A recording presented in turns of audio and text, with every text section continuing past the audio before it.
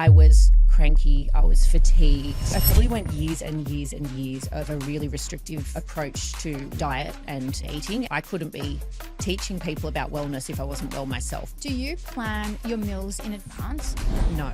It's a simple answer now. A lot of people think that you need to spend a whole day in the kitchen meal prepping. Tell me what meal prepping truly involves and debunk a few myths. Planning an entire week is setting yourself up for a failure. If you're going through a weight loss journey and you're just starting out and you're coming from that background of yo-yo dieting, the simpler you can make it, the better. If you sit down with friends and family and eat a good meal, no one's unhappy. It's about bringing kind of joy through food, and that's really what food is about for me. In your journey to becoming a recipe developer, what have you discovered about the relationship between food and wellness that you wish more people understood? I'll let you in on a secret.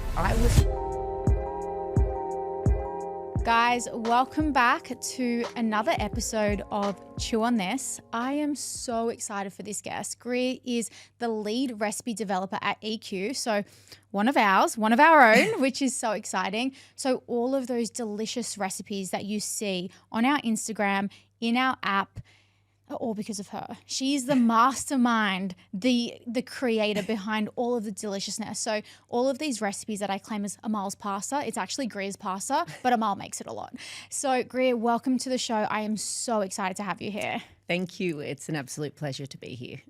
Thank you for joining me. And it's quite unique because you come from a background of having so many years, like 15 plus years in hospitality, and then making that switch to studying and getting your Bachelor of dietetics and medicine. Yeah, nutritional and dietetic medicine. It's Crazy. A bit of a mouthful. Yeah, it's a massive mouth. I can't even say it. Massive mouthful.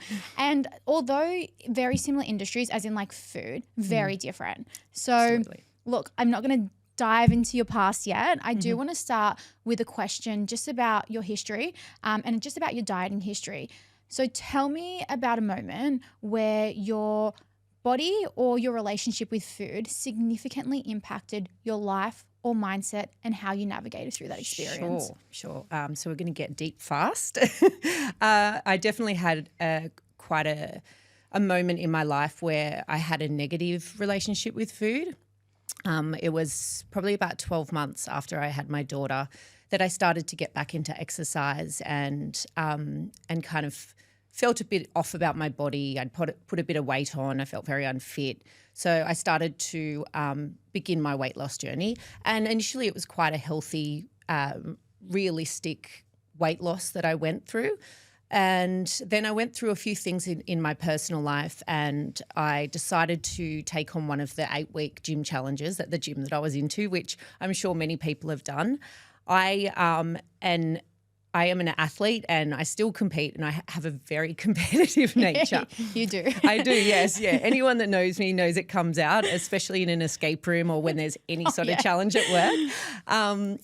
So I started to do this challenge and I took it very seriously, but it began to really consume my life, and I did a lot of really restrictive things to get the results that I was getting. So I did kind of like a 1,200 calorie diet, really, really low carb, but I was also training twice a day, very heavy training to compete as well in beach sprinting. I was cranky, I was fatigued. I won the challenge, so I won the prize, and I felt really proud of myself, but I injured myself quite badly, and it took me a really long time to come back from the negative aspect that I'd put on food, and it really ruined my relationship with food for a long time. It's so concerning because I think that a lot of our listeners would have experienced something similar to what you've experienced, because we sign up to a gym, we then start using their nutrition guidelines or program, or we become super motivated. We're like, yeah, I'm just going to restrict more because I'm seeing results and I want my results faster. But we don't see what kind of impact that could actually have, which for you, it was like, your mood, your injuries, just like overall, like just not great health. Yeah. How did you get yourself out of that? Because it's actually really hard once you're like deep into that journey. How did you realize that this was just not okay and this was not a healthy approach? Look, it took a long time. I I probably went years and years and years of a really restrictive approach to diet and eating, and it was almost like that over healthy view, and everything had to be, clean eating and all that sort of thing. And it was, I guess, when I started to embark on my education journey. So I started an online nutrition course, and that really opened my eyes to nutrition, and it's really sparked that passion within me for nutrition. And then I signed up to a Bachelor of Health Science, and that's when I really started to understand what I'd been doing and how bad it was for my body, and that I couldn't be teaching people about wellness if I wasn't well myself. So I would say having my degree has really, really changed my relationship with food. I was going to ask that. Was it when you started studying that you realised what proper nutrition was? Did you also make that decision because of the impact it could have on Maddie's life as that role model in her life? Yeah, look, I think when she was younger and I was very strict on myself, I was still very aware that I didn't want her to have a bad relationship. I didn't realise that I was still being very kind of over healthy with everything I did for her. But it definitely, the more I grew, the more I realised like what I do has a really significant impact on her. And I see her relationship with food now and how I've shaped that by being balanced and, still having lollies and snacks in the house and that sort of thing. If she wants it, she'll have it. She'll put her hand up and, say, yeah, I feel like an ice cream. But equally, if I say, do you want an ice cream? Sometimes she'll say, no, I'm good. Oh, I love that. Yeah. Good parenting. I know. And you know what? She's got more willpower than me in some areas. Like, it's not even willpower. It's just natural. She listens to her body. Oh. And, that's, one thing I'm really proud about, that she's got that really good understanding of what her body needs and wants at the time. Honestly, well done. I speak about this a lot, how being a mum and what you put on the table and just even your relationship with food and how you diet ultimately affects how your children view food and their relationship with food. Because if you're always that mum that is eating chicken and broccoli and not eating the same tacos and meals as everyone else, that's going to translate in how they look at food, because mum's always on a diet. Mum's always trying to lose weight. Mm-hmm. And so I think as a mum, and of course, postpartum, you want to go through a weight loss journey. Like, I want to lose the baby weight. But you also need to be a good influence on your children. And congratulations, like, that's amazing. Like, yeah, thank you. How Maddie looks at food is the ideal way any child should look at food. So they'll eat sweets when they want to and are okay with saying no. She's definitely not the person that's like, oh, I'm going to the birthday party, I'm going to binge on everything because mum doesn't let me have it, which is honestly credit to you as being that role model. So well done. Yeah. So I want to talk about you being a foodie. Yes. So you are a passionate foodie. Very much and, so. I want to know more about your food philosophy and why do you enjoy making healthy and delicious meals? Yeah. I absolutely love food. I love food from all cultures, and I love that we're lucky enough in this country to have access to so much amazing produce as well. I just love being able to put together a meal for people and share the goodness of what food is and how happy people are when they eat. If you sit down with friends and family and eat a good meal, no one's unhappy. It's about bringing kind of joy through food, and that's really what food is about for me. It doesn't have to be overcomplicated. Simple ingredients, and we, as I said, we're so lucky in this country with the quality of food that we've got, and just letting that speak for itself. Yeah, I absolutely agree with that. I went traveling recently and I was like in the US and like Mexico and so on. And it was like I was craving the produce that we had in Australia. The quality of our food here is just so amazing, but you don't appreciate it when you have it every single day. And then you step out of this country and you're like, oh my God, the food we have in Australia is so good. So tell me, what made you tie your like hospitality background and your study together, and also like your passion for like good food? Like, how did that all come about? Like, how did you essentially become a recipe developer after all of it? I'll let you in on a secret. I was known in the family as the one that couldn't cook growing up. Oh my wow. I didn't tell you that in my job interview. No, you definitely didn't. But either way, I would have just ignored it because your food is amazing. But wow. Yeah, I had no interest in food whatsoever. My sister was an amazing cook. She would always experiment with things. And as I got into hospitality, I started to get interested, and I would just sort of start to watch what the chefs were doing and that sort of thing.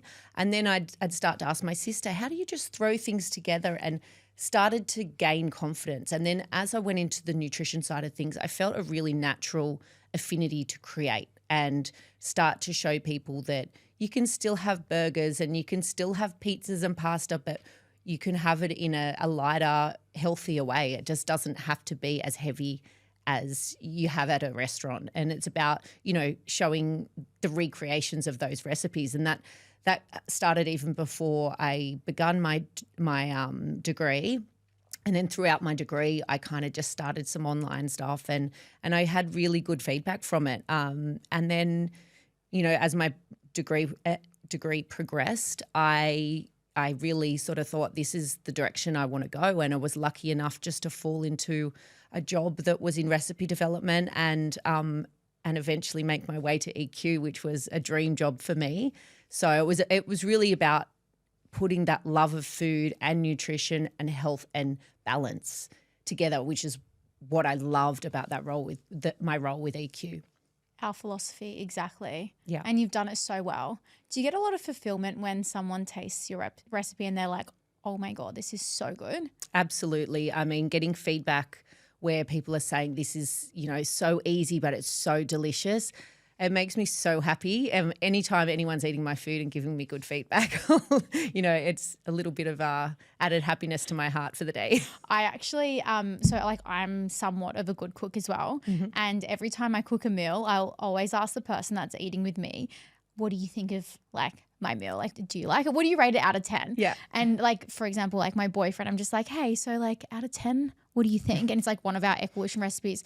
And I just won't let him not give me an answer because I just want to know if my cooking you want to know that what you're doing is good, right? Yeah, and they love it. Yeah. And he'll be like, 9.8. And I'll be like, are you just saying that because you like me or because you like my food? But honestly, it's such a rewarding feeling when people love your food. In your journey to becoming a recipe developer, what have you discovered about the relationship between food and wellness that you wish more people understood? That it doesn't have to be difficult, just to keep it simple and don't overcomplicate it. The moment you start to do too much is when it becomes too hard, and then you fall off the wagon and you start that kind of yo-yo dieting cycle. So I just think, really simplify things, especially at the beginning. If you're going through a weight loss journey and you're just starting out and you're coming from that background of, yo-yo dieting, I think the simpler you can make it, the better. Don't be chopping and changing meals all week. Stick to some simple things that you like and enjoy the food. Oh, I love that. That is honestly, I was smiling just then when you were just answering my question because it's so true. A lot of people overcomplicate this journey and because of that reason, it's just not sustainable. And the method that is the best method that you could do is one that you can sustain long term, because if you can continue to implement what you do day in, day out, you will essentially maintain your results or maintain that healthy lifestyle. Yeah, so keeping it simple is key. And I absolutely love that. So that's a really good segue into my question about meal planning and meal prepping, because a lot of people think that you need to spend a whole day in the kitchen, meal prepping, getting your week sorted, cooking all your meals. So tell me what meal prepping truly involves and debunk a few myths. Okay.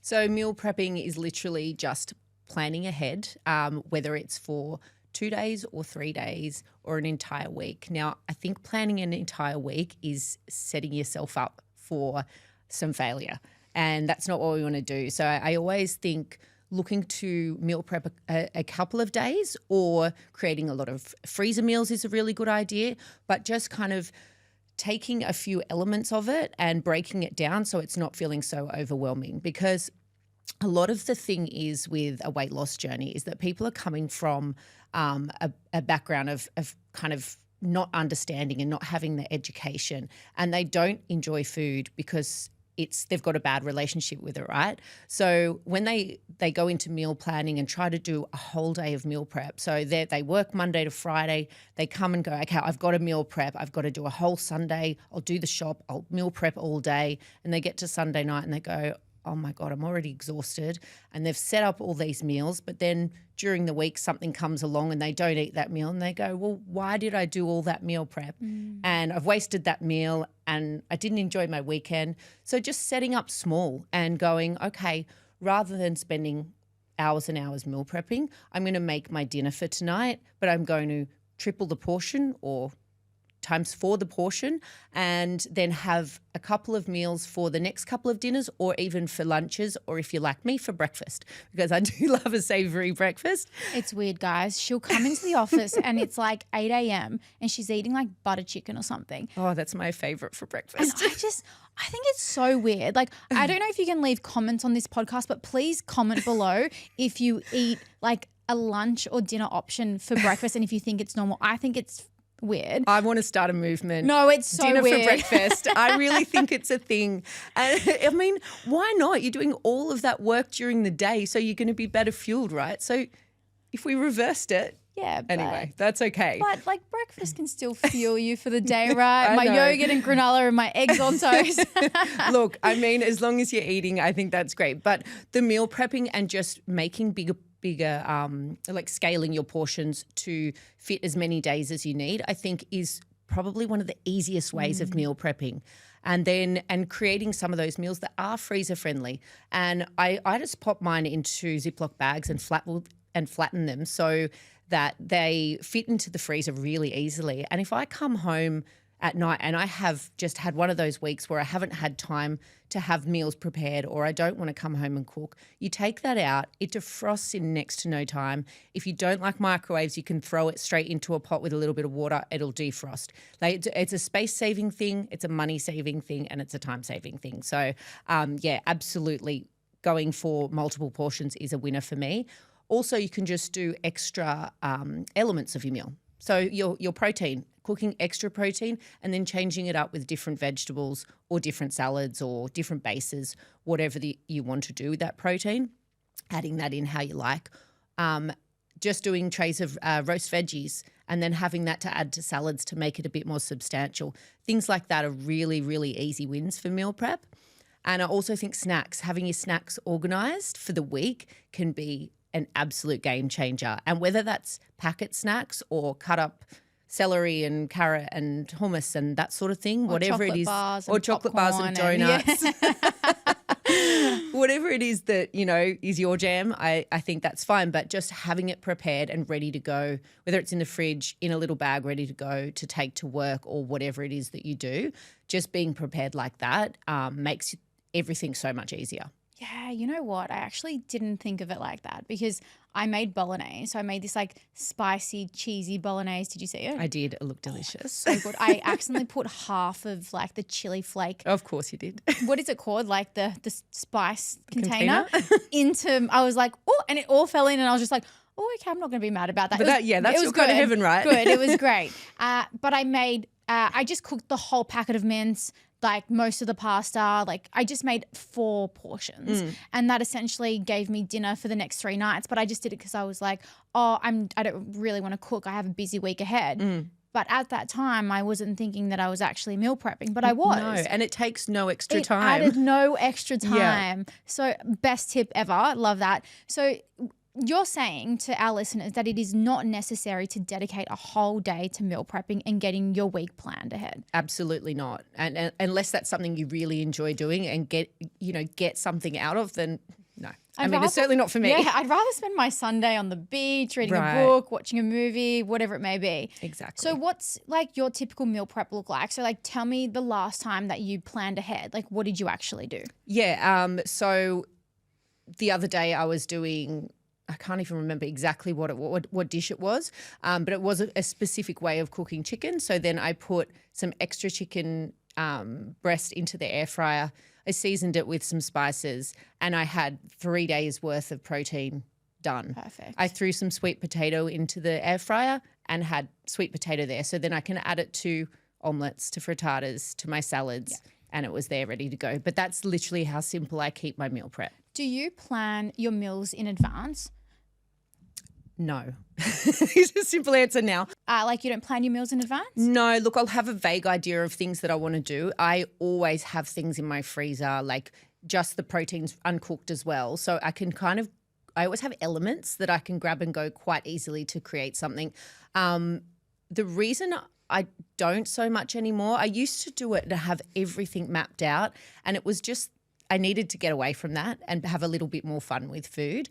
So yeah, I'll definitely have an idea of it, but I don't completely plan. I will say planning really helps with budgeting. Yeah. If you're looking to budget on your groceries, which can be really helpful at the moment. So planning ahead will help with that. But just at the moment where I am, it's not something that I've been doing so much, but I will always use up what's in my freezer and my fridge and try not to have waste. I was actually going to ask how long it took you to get to this point where you don't need to plan ahead, because I'm a big believer in doing your time. And so something that we share with a lot of our clients for EQ is you need to do your time. So you need to plan ahead, because how do you know what you're putting in your body and if you're on track with your goals if you don't plan ahead? So it just sets you up for success. Absolutely. And so for me, it took me like so many years to get to the point where I am today where I don't need to plan ahead. So I have like some sort of knowledge of what I'm going to cook for the week. So I'll go and get like mince or chicken or, prawns, my favorite protein, and like my usual salads, lettuce, tomato, cucumber, whatever, and my favorite snacks. And then I just whip up whatever, and I usually eat the same meals anyways. But it's taken so many years to get to the point where I can do that because I know exactly what I'm putting in my body as well. So it's not only just about having fun with food and being more flexible, but it's also because you have that knowledge on how to eat for your body and making informed choices. Yeah. How long did it take you to get there? Oh, look, I would say it was a 10-year process. Yeah. And it's like anything in life, right?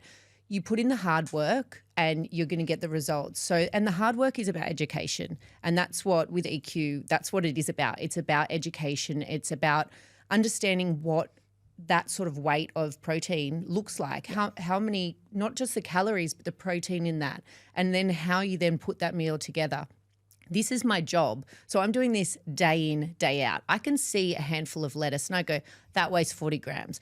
I can see a chicken breast and I'm like, that's 150 grams. And I'm pretty close. I test myself. Oh, no, I'd love to see this. I'm a bit of a nerd. We should make a reel where we say, guess grams in this ingredient. I've literally just set myself up for this. And then see how far off you are. I'm going to do this. I'm going to do this piece of content. I do test myself at home. So I would think, unless my scales are off, that I'm pretty good at it. But it just goes to show it's just education. So the more educated you are, the easier it's going to be. So you can just go, look, I've got this, or I know that I buy this each week and I can throw these meals together and I more or less know that I'm on track. Yeah.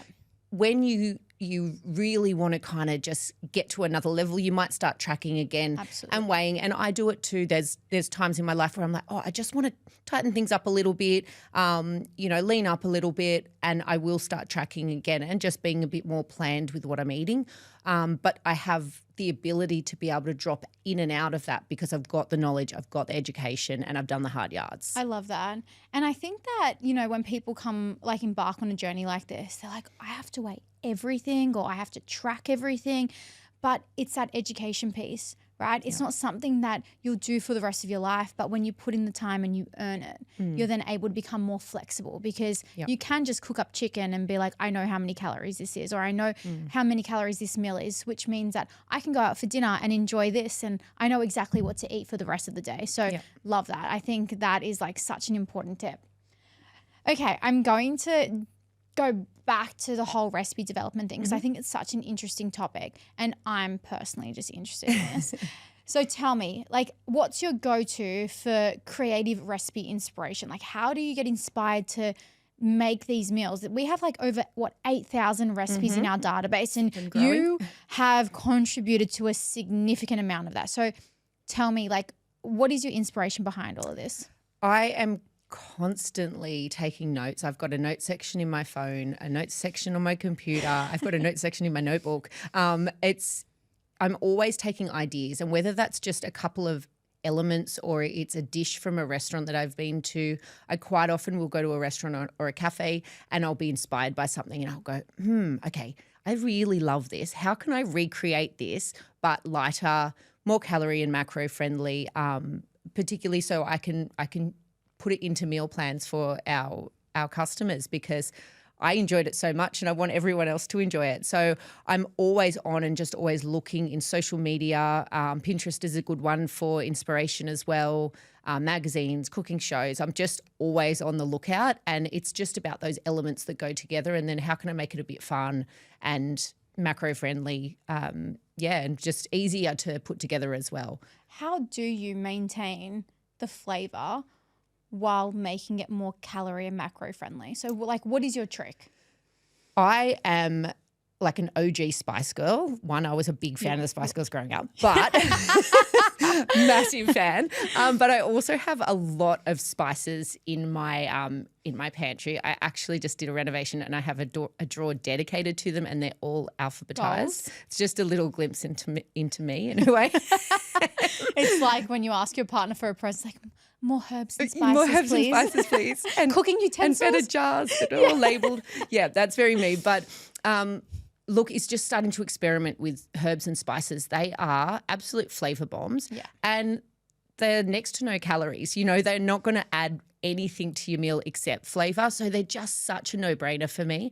And you don't have to have 40 plus spices in your spice drawer to be able to do this either. There are so many amazing products out there that you can get at the supermarket that are really reasonably priced as well, and that will just add that flavour boost. So you can get Moroccan flavour, Italian, Greek, Mexican, and add them to any of your proteins. You can add them to your vegetables. You can put them in dressings.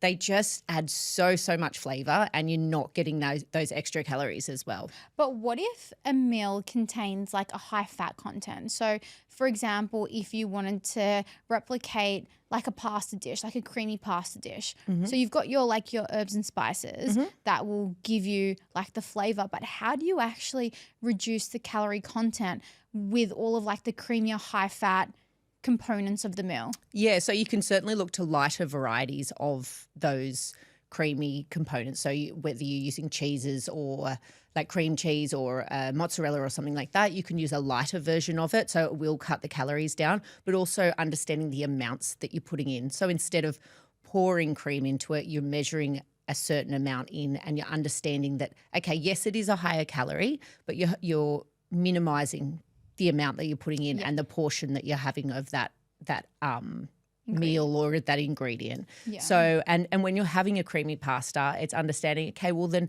the rest of your day isn't going to be creamy pastas, you know? So it's just balancing everything out. Like there's a place for those sorts of things, but it's just understanding that they do kind of pack a punch with calories and how to manage them. Yeah, I love that, because it's okay to have that creamy pasta, but it's what you have for the rest of the day that will allow you to have the creamy pasta. Yeah.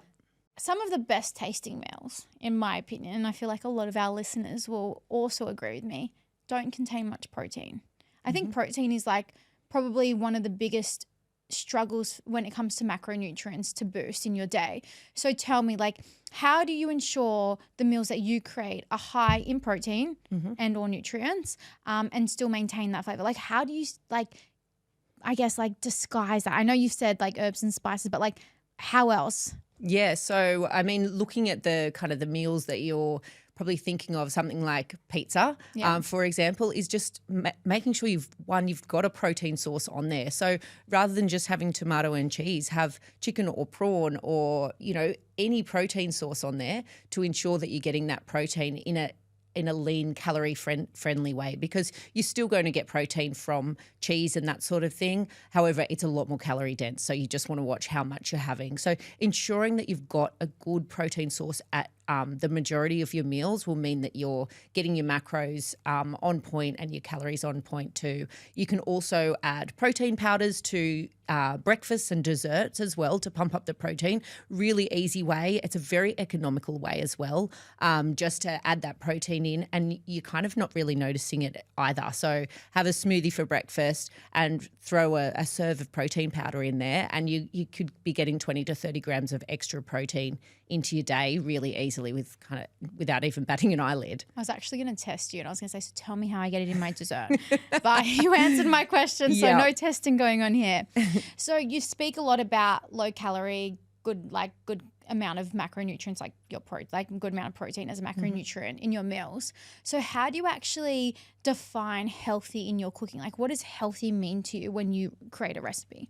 Yeah, it's really about balance. So one, I think healthy is about having flavor, because if you don't have the flavor there, one, people aren't going to eat it. So it's no good to anyone. So I want to make sure there's flavor there, but I want to make sure there's a balance of the macronutrients across the meal. So one, having that protein, of course, that's important, but having a really good carbohydrate source in there as well. So I'll always try and add a rice or a pasta, breads, or from a vegetable source as well. So sweet potato, any of our vegetables, they all have a form of carbohydrate in them, and just making sure that it's got that balance, and then with a nice serve of fats as well. So whether that's coming from something like avocado, nuts, seeds, dairy, they've all got good fats in them and contribute to kind of balancing the meal and ensuring that you're satiated and you've got that energy long term, and it's not going to just burn off and leave you, really cranky and hangry. Yeah, absolutely. And so tell me, talking about all like these recipes and so on, what is your favorite meal, like that of our EQ meals, of course, that you've created? Tell me, what's your go-to? What's your favorite? What's my favorite? I've got so many that I've done. I really love the Bang Bang salmon tacos. I've not had that yet. Oh, that was, I think, the last challenge that we did, not the current one. I think it might have been the one before. And I just loved it. It was so simple. I wanted to do that Bang Bang chicken flavour, and I just wanted to have something in there for the pescatarians or the people that want to increase their fish intake. But I didn't want to have to go down the route of getting all these bits, like lots of ingredients to create that flavour. And I literally mixed, I think it was sriracha mayo and sweet chili sauce together and coated the salmon in it and cooked it. And it's on high rotation in my house. I've actually had. Did you cook it in the office? Yes. Yeah. Yes, okay. Yeah, I I've had it. Yeah, I've had it. Oh, yes. So good. Yeah, I really love that one. And I also love the peri peri chicken pizza. That was always a popular one from. OG. Yeah. It's always so popular at my house, and it's just so easy. I love the fact that I can have a whole pizza for my dinner, and it's like I'm still hitting my macros and my calories for the day. So that's one I've shared with friends and family, and it's really popular with everyone. Eating pizza for dinner guilt-free is like when you get to breakfast. That point in your life, guys. This movement is not a thing. It is not a thing. I'm going to keep pushing.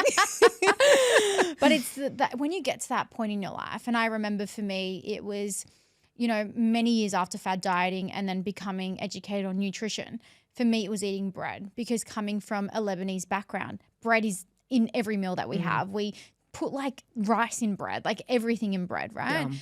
And so, I know, delicious. But so many years I went bread free because I was scared of carbs and I thought carbs were the enemy. And I remember going through this journey and making more flexible food choices and having more of a balanced approach, sitting down in my car and I was eating a ham sandwich, and it was the first bit of bread that I had in like 4 years. I cried and I was like, what is my life? And I didn't put on any weight. I actually, in fact, lost weight. And that was a big moment for me. So being able to sit down for dinner and have a whole pizza or have pasta or, even a glass of wine or a chocolate bar is just like, it's a wow moment. It's like, oh my God, this is the best feeling in the world. Yeah. I'm at peace with food. Yeah. It's, I guess that it's not even not about feeling guilty. It's just about just enjoying it. Yeah. And enjoying your meal. There's nothing else around it. It's just you're enjoying your meal. Yeah. You don't even think about it anymore. You're just like, oh, I'm just making pizza for dinner. And that is the norm. Yeah. And when you get to that point in your life where you have that relationship with food, which I like to call no relationship with food because you don't think about food, it is the most empowering feeling in the world, because you know how to say no when you don't want it and you can have it whenever you do, which is the best thing ever. Agreed. So my last question to wrap this up, because can talk for days, both you and I. Especially about food. Yes. So With the knowledge and experience you've gained, what guidance would you offer your younger self about the pursuit of a healthy and balanced lifestyle? Yeah. Look, I would say just keep it simple, and it's not about restriction and what you need to take out of your diet. It's what you need to put in and to nourish your body and not to punish your body. I love that. People think that having less is more, but having more is more. Like as in your body actually needs the energy, and it needs, you know, the carbs and the protein and the fats in order to regulate, whether it's for memory, whether it's for your hormones, whether it's for, you know, muscle repair. It is so important that you're fueling your body. Absolutely. And yeah, more is much better in our opinion. Yeah, absolutely. And of the opinion of science as well, I believe. Greer, thank you so much for coming on this podcast. I love chatting to you. There are so many insightful tips that I know our listeners can apply to their day-to-day, whether it's meal prepping or meal inspiration the next time they get creative in the kitchen, and how to add more protein into their meal and more flavor, and even just like nutrition as a whole and your philosophy. So thank you so, so much for joining me today. Thank you for having me. Thank you so much for tuning into this episode, and I hope you enjoyed it as much as I enjoyed being a part of it. I'll see you at our next one.